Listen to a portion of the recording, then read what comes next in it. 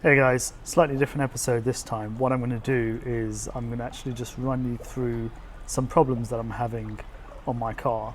And so the next series of videos will be about those problems, how to diagnose them, how to resolve them. So one of the problems that I'm having on the car is with regards to the oil pressure.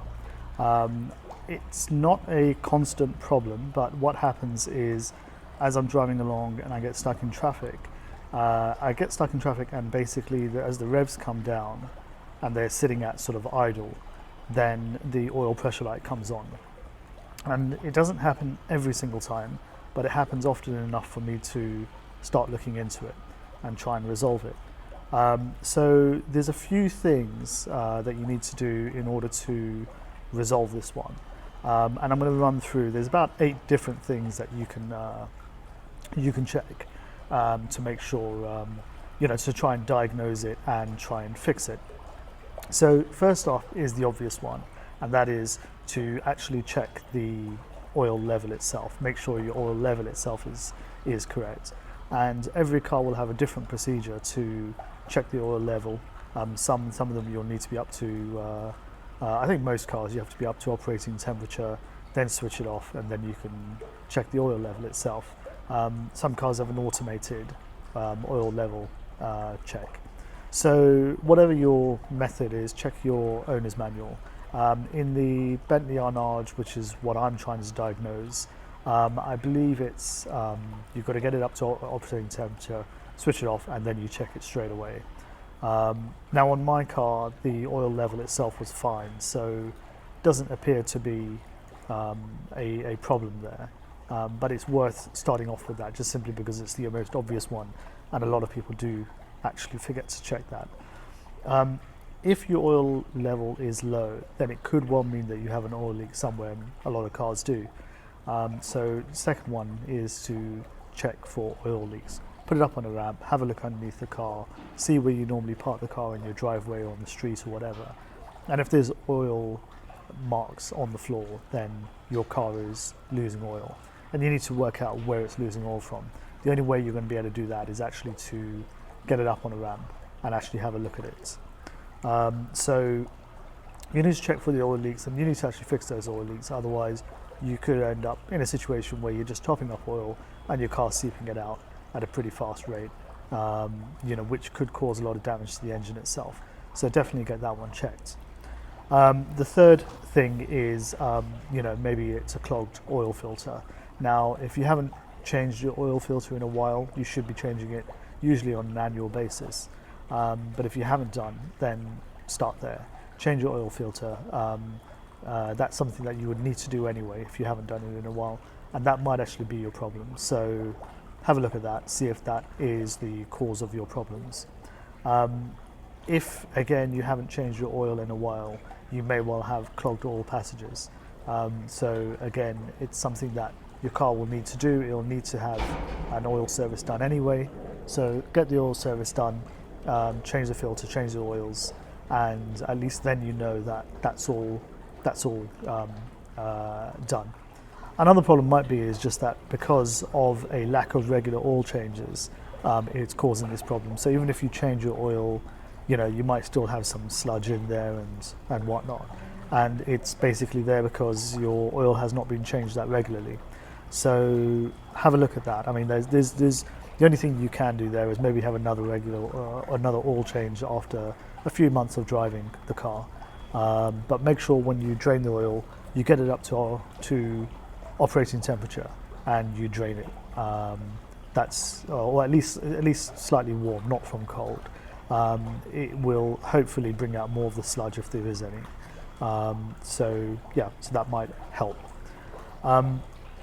Right, all those things. So those sort of 6 things there. They're all, 5, 6 things. They're really sort of obvious, things that are maintenance type activities anyway.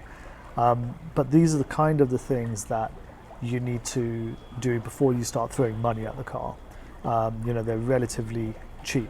It's relatively cheap to change the oil and the filters, and something you should be doing anyway.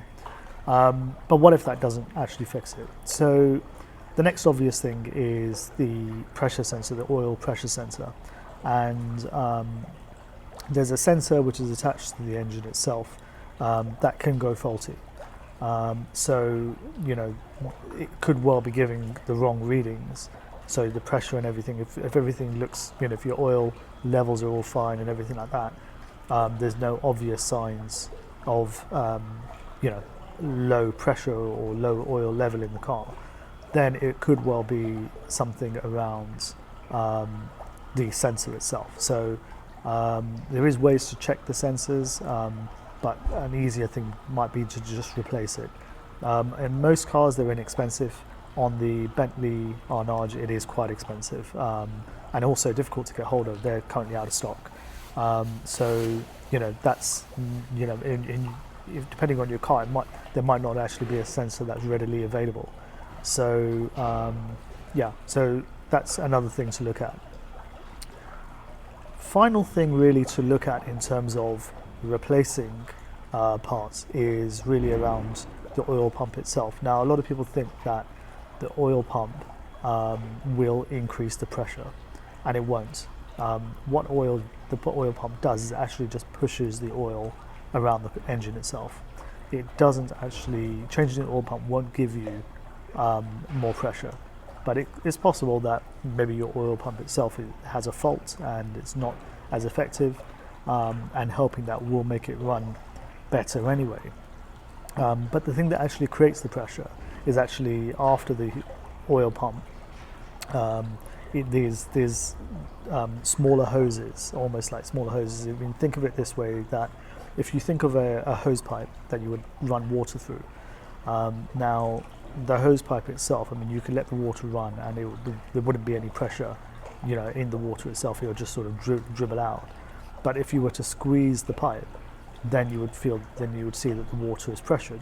It's exactly the same principle. So there is nozzles and outlets for the oil, and if those go beyond the tolerance amount, then you will end up with lower pressure. So effectively, if those holes become larger than they should have been. Now, what's caused that? Wear and tear, really.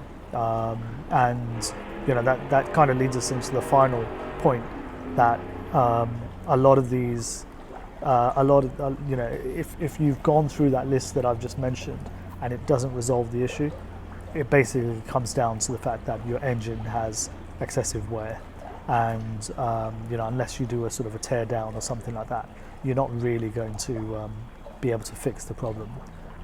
You've done all of the obvious things and it's none of those. So I hope that helps. I mean, in my particular case on my Arnage, we're not leaking any oil. The oil level itself is fine. It's recently had a service, so all of those sort of things are good. I think mine comes down to the pressure sensor. That's where I'm thinking, because the thing is, my car's only done 80,000 kilometers, which is like 50,000 miles. So it's not an excessively worn engine. It hasn't, I don't think, had servicing done that regularly, which doesn't help. But I think my next port of call is to change the pressure sensor. It's on back order, so I think in the new year, in a couple of months' time, it will be become available again. So I think that is my problem. But let me know in the comments below. I mean, if you're having problems and you've tried different things, let me know what sort of problems you're facing, and maybe there's other solutions out there. Anyhow, take care, and hope you find that useful.